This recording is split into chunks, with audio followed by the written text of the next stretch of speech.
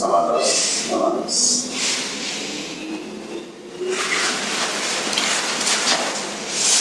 everybody. Welcome to this morning service for the December the 4th. Apologize, that date is wrong. December the 4th. We'll be doing the Shoshinge and the Sofu today, beginning with the phrase Honshi Genku.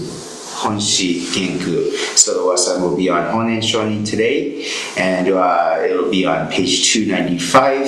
And again, we'll be doing the Sofu style of the Shoshinge today. Okay, we'll get started shortly. Thank you.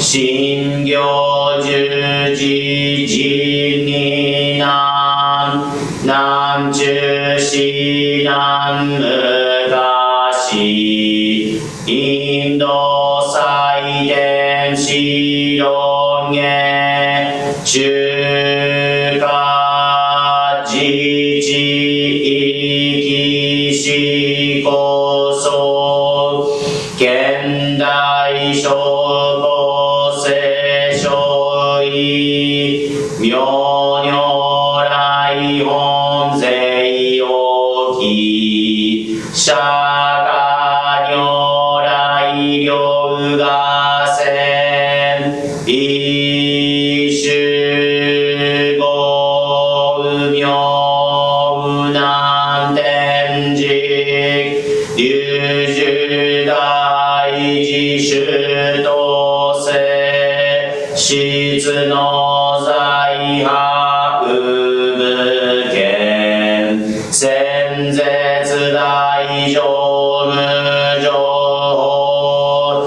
召喚議事小安な現時南行六六新行異行指導ら億年弥陀仏本願自念即時入一上唯の上昇如来語法大偶税音天神菩薩総論説奇妙無下公如来永主たら見真実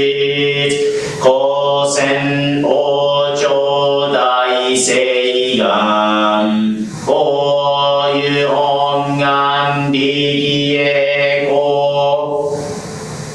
移動群上昇一心記入空読大崩壊筆逆入大永収集特使連下創世界即昇信用精進有言の雨林現人図入生寺恩寺王家本師論南両天使上古蘭諸菩薩来三蔵ルシ十上教凡上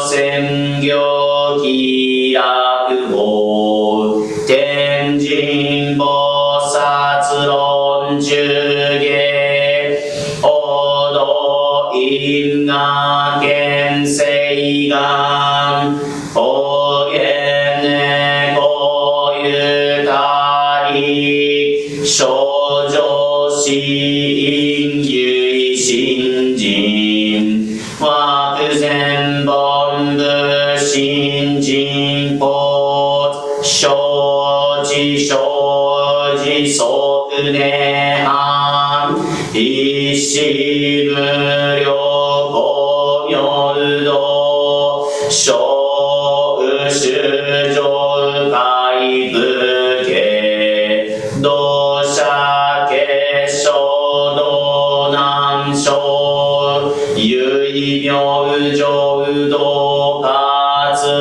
入万全自力変言種円満特語感染症三部三神経音言増末法滅道因一生増悪地偶税思案用「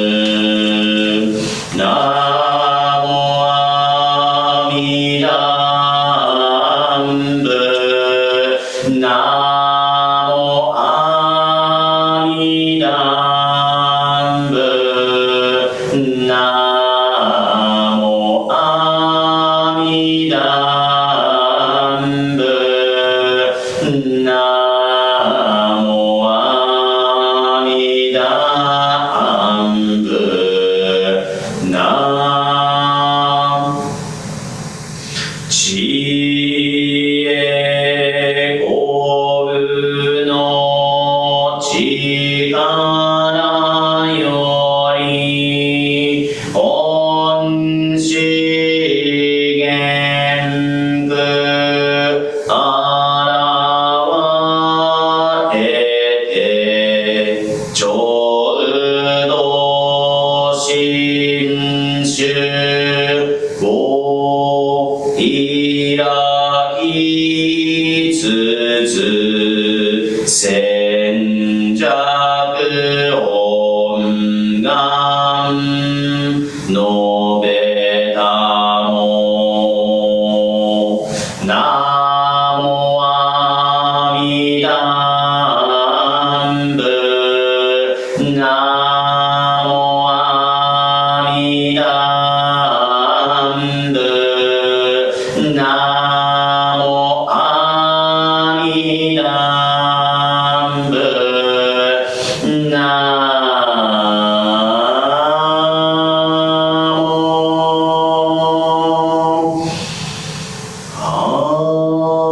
弥陀仏ナモ阿弥陀仏ナモ阿弥陀仏ナモ阿弥陀仏ナモ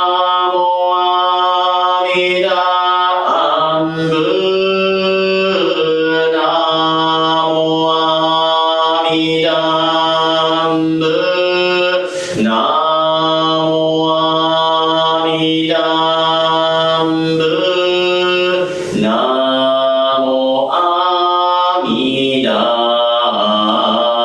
仏ナ全能無限心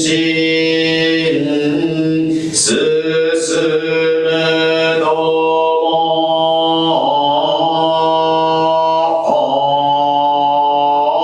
も本師源空広めずは変死無常伏せの友柄はいがでか真宗を悟ら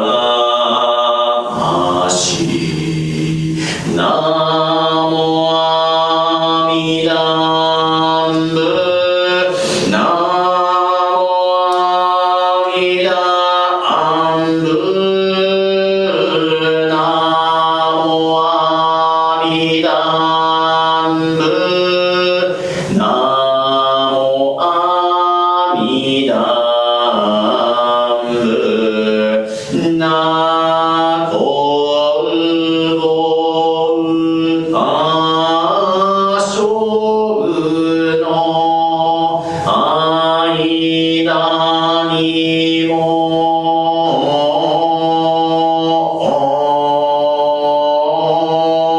修理のご縁知らざりき本師源空今さずはこの旅虚しく過ぎなしナモ阿弥陀仏ナモ阿弥陀仏ナモ阿弥陀仏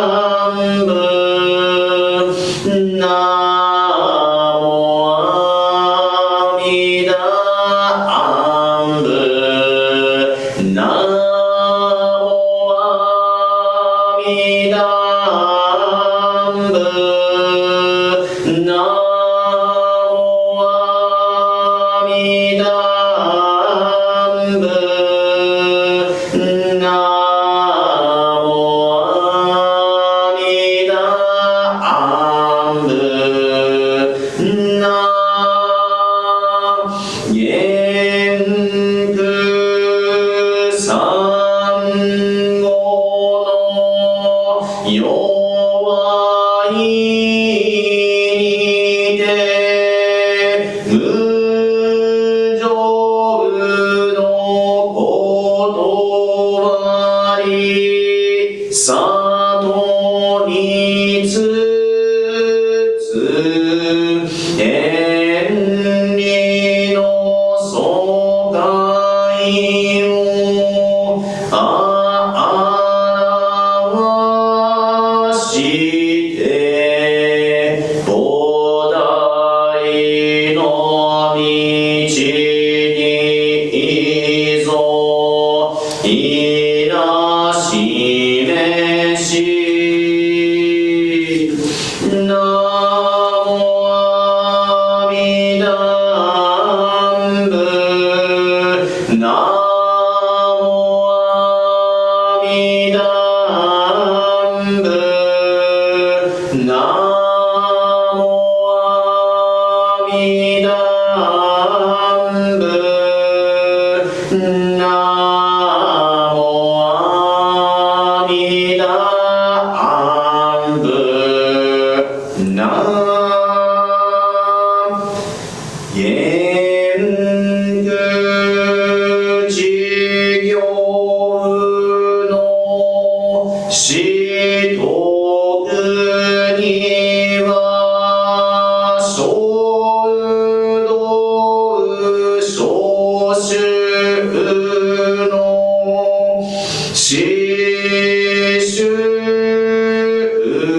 も皆もの共に帰省しめて一心今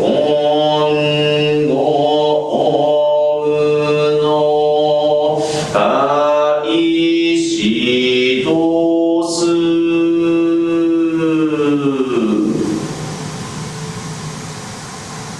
がんにしくど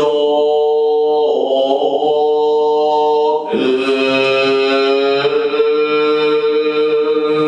平無道せいさい道おつぼ大心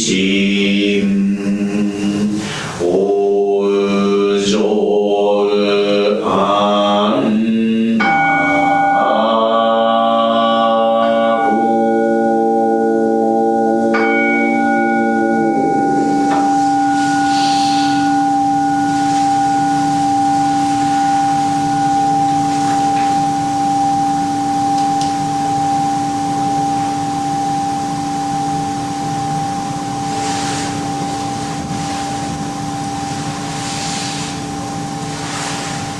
あんなナマンナナマンナナマンナナマンナナマンナナマンナナマンナナマンナスナマンナナマンナナマンナサンマンナサンマンナスナマンナナマンナス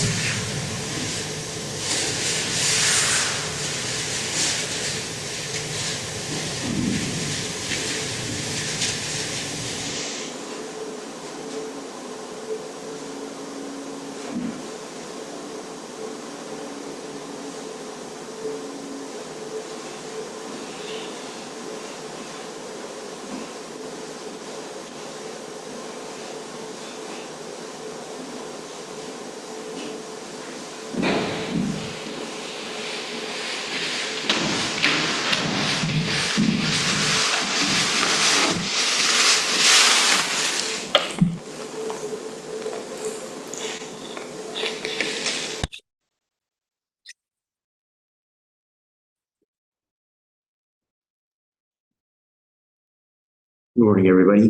Thank you very much for coming to the morning service today, December the 4th. Today, I'd like to share with you a story that's commonly told within Joshinshu circles. I believe it's something that both the Nishi and Higashi traditions both kind of subscribe to. So it's kind of good to know this. It's commonly known as the Myokonin. Myokonin are the kind of the considered to be these devout Joshinshu followers who are these kind of role models that we look up to. And many of these individuals were illiterate. Many of these individuals were working as just kind of normal, average Joe type of, these types of personalities, and or what we would call average Joes. And they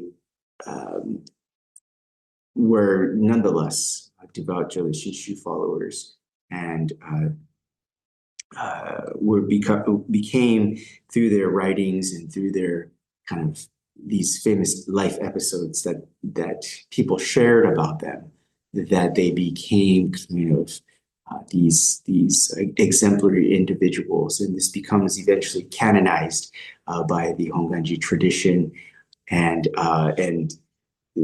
so they were greatly respected.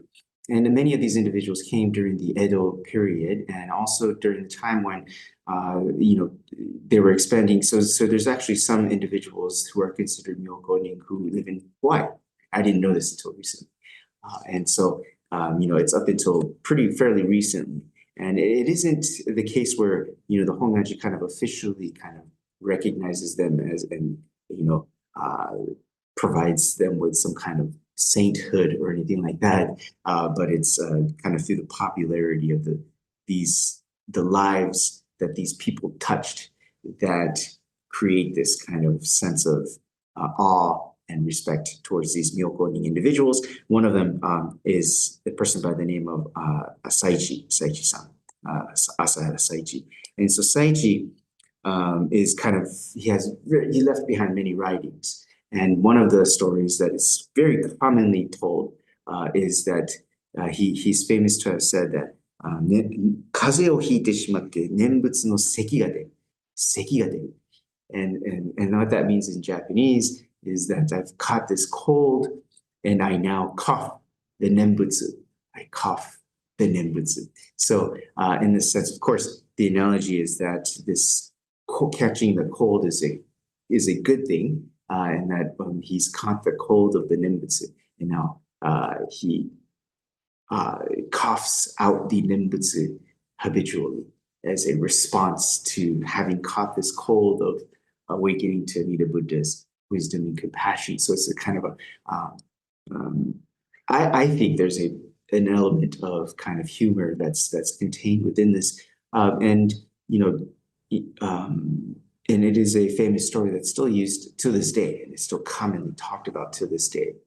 Saichi-san talks about this Nembutsu cough that comes out kind of habitually and instinctively. So we too should kind of get into this habit of coughing the Nembutsu. We should get into this habit of saying the Nembutsu throughout the day, throughout, our lives.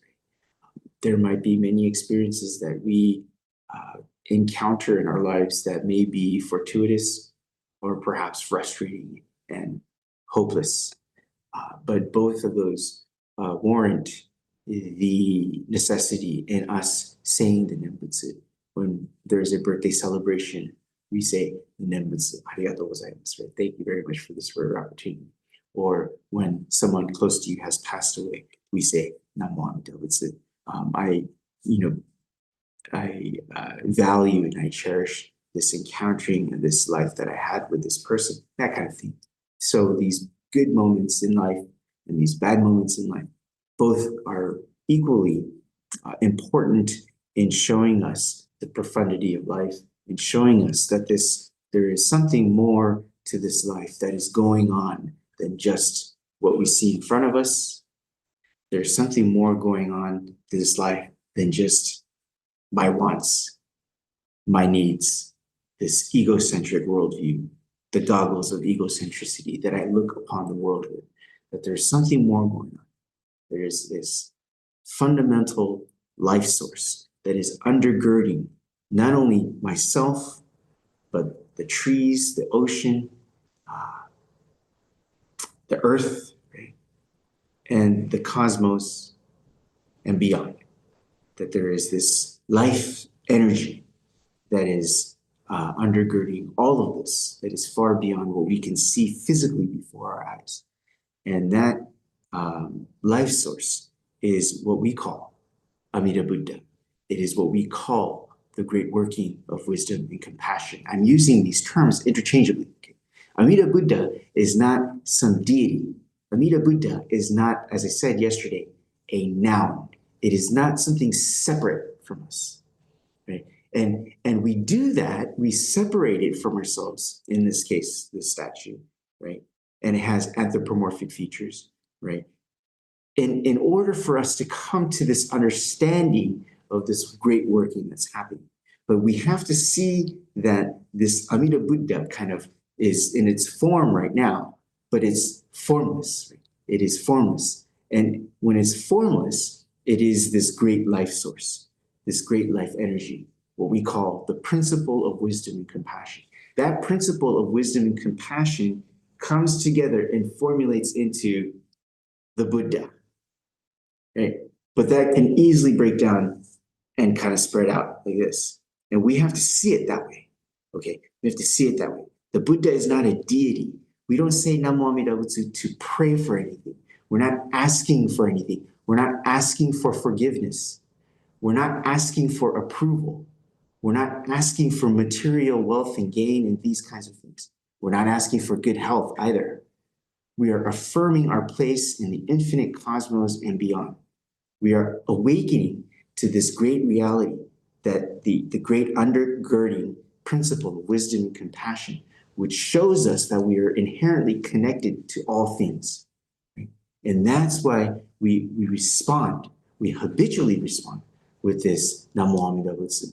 I'm grateful for this life that I have been given. I'm grateful for this profound teaching that shows me that there's much more going on than just me.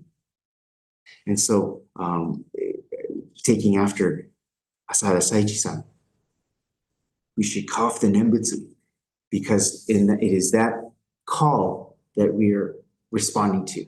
The call of the Nembutsu, right, is, and we respond with the Nembutsu. Again, this form that breaks down into the great timeless reality of, or this principle of wisdom and compassion that is calling out to us, through the Nembutsu.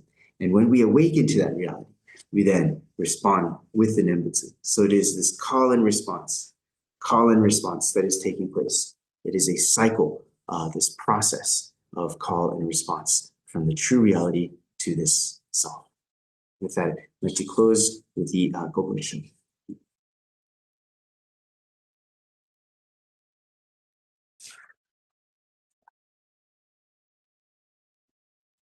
Regarding this point, there are many amongst worshippers of our tradition from all the various provinces who obfuscate the teaching by presenting distorted false teachings that differ from the doctrines in the sacred documents authorized by our founder. This is indeed a disgraceful state of affairs, and to be brief, what people like this should do in the 7-day period of the Honko ceremony is to have the determination of mind to forsake their erroneous beliefs and ground themselves instead in the right teaching. First, it is said of some who promote the Buddha Dharma and formally occupy the position of priest that they are instructing others in strange and false teachings that have never been formally handed down to us. Recently, there has been an upsurge here, there and everywhere in the popularity of these kinds of priests whose only concern is their own reputation for knowledge. This is inexcusable. Second, it is a great mistake for followers to announce that they are on the way to visit and pay respects to the image at Honganji Temple in Kyoto, or, irrespective of the company they find themselves in, to speak unreservedly to others about the Buddha Dharma, whether on highways or byways, at checking stations, or on ferry boats. Third, should someone ask you what sort of Buddha Dharma you believe in, you should not just respond carelessly that you are a Nembutsu follower of our tradition. You should merely answer that you are not much concerned about sex and that you simply respect the Nembutsu as something of great value. In other words, the way of our tradition as taught by Shonin is not revealing yourself to be a follower of the Buddha Dharma.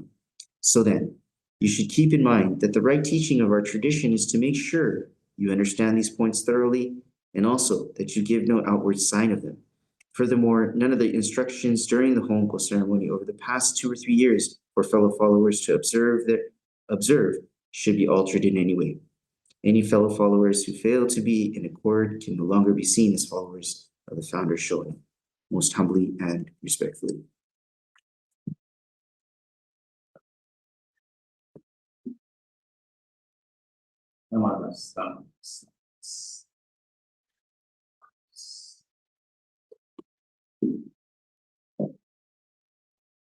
Well, good morning. That will conclude this morning's service. I do want to give a brief explanation about these Rennyo Shonin's letters. So it's interesting because there's a contrast between Rennyo Shonin, who is the 8th founder. So I guess this is a good way to contrast. There's the portrait here of Shinran Shonin. Okay. I guess when you're looking at the Onaiji, it's on the right here. And then who lived in 13th century Japan. Okay, and then we'll move over here to Rennyo Shonin, Rennyo, Rennyo Shonin, who's the 8th head priest of the Hongaji, who lived in roughly 15th century Japan. Okay, so a few hundred years after Shinran Shonin, who's considered kind of the second founder and revitalizes this tradition and makes it to be the largest school of Buddhism in Japan during his life, and continues to be one of the largest schools in Japan. Through his kind of letters or propagational efforts and charisma, he was able to kind of popularize this tradition. And this is what we're reading as part of our rituals. We're reading his letters, these letters that are translated into English. Okay? And so this is relevant to our discussion of rituals, but also I need to explain a little bit why these letters are significant. Because in today's letter, what he says is that we shouldn't show outward signs that we are followers of the Buddha Dharma. Okay, we should keep it to ourselves and not really kind of show or walk around kind of with this haughty kind of prideful kind of attitude and kind of looking down on other people of other traditions, right? That we should kind of keep that to ourselves and not show outward signs of being this Nembutsu follower. Okay, and when we hear this, it sounds kind of counterintuitive, or it's, we think of ourselves in 21st century America. Why wouldn't we be proud of our religious beliefs? We are encouraged to do that in this society, right? If anything, or maybe not in recent days. Recent days, if you're not Christian, you're not exactly considered accepted in mainstream society. But leaving that aside, if we're going by the values of America, that we have this freedom of religion, that you're supposed to express your religious views, right? That you're supposed to be proud of your religious views. Why would you hide that away? And so it's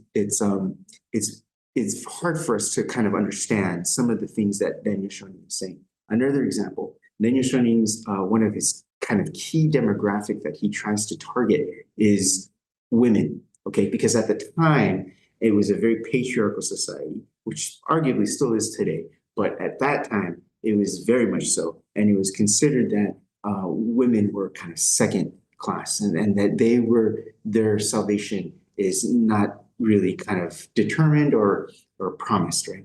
But Rennyo Shonin says both men and women are equally accepted in the embrace of Amida Buddha's great wisdom and compassion. And so he continues to push this teaching and to share this teaching, which further popularizes, which becomes one of the main reasons why Buddhism becomes, the Jodoshishu understanding of Buddhism becomes widely popular in Japan. But that being said, some of the letters kind of are explicitly, right, saying, women, you are accepted, right? But when we read those letters today in 21st century eyes, when we look at it, it sounds like he's kind of patronizing a little bit, like, hey, even you people can make it. Even you guys can make it, right? It sounds that way at first glance if we don't understand the proper historical context. Okay? And that's why studying history is very important, okay? Because we need to see where they're living in and the context in which they're speaking, right? And so Rennyo Shonin, Shinran Shonin is considered, if anything, hypothetical, theoretical, right? So it's more kind of the teaching itself. And then Rennyo Shonin tries to put this teaching into our everyday lives, which is what we hear often, right? How do we put this into our everyday lives? So we think that it's good to talk about this into our everyday lives, and that's what Rennyo Shonin tries to do. The only thing is that he does this in 15th century Japan, which is very removed from our society today. So we have to kind of understand why his context of where he's coming from. And at the time when he's saying, don't kind of put on airs, don't show your religious kind of your views and kind of impose them onto society or to people outside, is because at the time there were a lot of very jealous traditions of the Honganji, which was growing and growing. Okay, and because of this, there was a lot of animosity towards the Honganji. There was a lot of kind of it came to kind of physical violence, right? And that especially Tendai, the Tendai tradition was kind of had it out for the Honganji. Okay, and for and so Rennyo does not want to stoke those. That fear and that animosity that is sensed towards the Honganji. Okay, and so that's why he's saying, to outside society, kind of we should keep to ourselves and don't really discuss these matters. And we should discuss these matters, the Nembutsu teaching, within the Nembutsu circles, within ourselves, amongst fellow followers, people who understand and who are not trying to destroy this organization, this religious organization. Okay, so that's kind of where he's coming from, and that's why the letter sounds, kind of weird, right? Why? And we think to ourselves, why wouldn't you be proud of your tradition? But there is an explanation for that. Okay, we have to understand the historical context in which Rennyo Shonin was speaking to, and for us too. Whatever I say now, whatever that's left on these YouTube videos for posterity is for 2025 America, right? Who's to say that 2050, 2060, or 3000 in some other place where Joshinshu starts to take hold, maybe someplace in, I don't know, Africa or something, right? That they're going to look at what I say, right, with scrutiny, right, and criticism. But hopefully, the hope is that they will see the time and the context in which I am speaking to, right? And that's something that we have to kind of keep in mind, that we have to put things into perspective, especially when we're reading Rennyo Shonin's letters. Okay, so that's one of the things that I wanted to mention, and that's very, very much indeed tied to our ritual portion of these services. Okay. So thank you very much for your time today, and I'll see you next week.